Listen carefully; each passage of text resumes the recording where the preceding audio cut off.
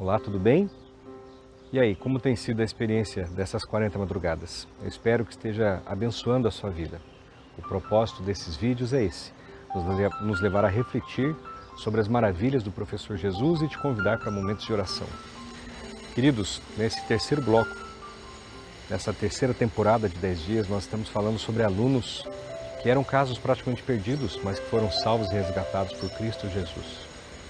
E hoje eu quero falar para você de um caso realmente terrível, dramático. Um jovem que a Bíblia fala muito pouco da sua origem, fala muito pouco de quem ele era, de sua história. Ele já aparece na história bíblica de uma forma totalmente degenerada. Ele era escravo, mas ele não era escravo de uma pessoa, de um império, ele era escravo do diabo. Esse jovem aqui nós vamos chamar de Gadareno, porque ele morava na região de Gadara, estava possuído por milhares de espíritos imundos. A Bíblia conta que Jesus, ao desembarcar numa praia de manhã, ele saiu junto com seus discípulos e veio ao seu encontro esse homem, possuído por milhares de demônios. A Bíblia diz que fazia anos que ele estava nessa situação e que as pessoas daquela região não tinham mais solução para ele. Já haviam prendido ele com cordas, com correntes, mas ele fazia em pedaços. Ele era violento. Ele, anos sem tomar banho, anos sem cortar as unhas, o cabelo, a barba. Você pode imaginar o aspecto desse homem sem tomar um bom banho. Com certeza haviam cicatrizes nele, porque a Bíblia diz que ele se cortava, que ele se lançava no fogo. Ele vivia entre os sepulcros. Ninguém imagina o que esse homem comia, o cheiro que ele tinha, mas com certeza era uma cena absolutamente pavorosa. E sabe, nessa manhã, Jesus desembarcou na praia e esse homem teve um encontro com Jesus. Todos aquele exército de demônios caíram de joelhos e Jesus libertou este homem.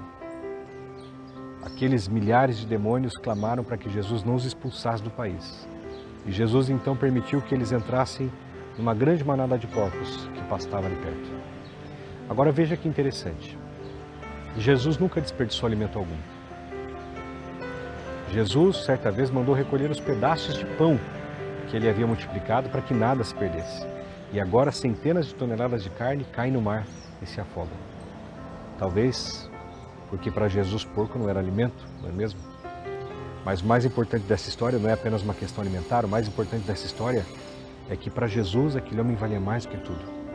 Valia mais do que o imenso prejuízo que os donos daqueles porcos tiveram. E essa história também nos ensina que para um demônio, um ser humano e um porco, vale a mesma coisa. Queridos, Jesus veio à praia da nossa vida. Talvez tenha nos encontrado não na situação do jovem gadareno. Graças a Deus, talvez eu e você nunca tenhamos ficado possuídos, nem tenhamos ficado tantos anos numa situação tão deplorável como essa. Mas eu tenho certeza que quando Jesus chegou à praia da nossa vida, ele tinha um objetivo. E o objetivo dele era nos libertar. Se o Filho vos libertar, verdadeiramente sereis livres. O diabo tem muitas formas de nos prender, de nos acorrentar, de nos aprisionar, de nos oprimir.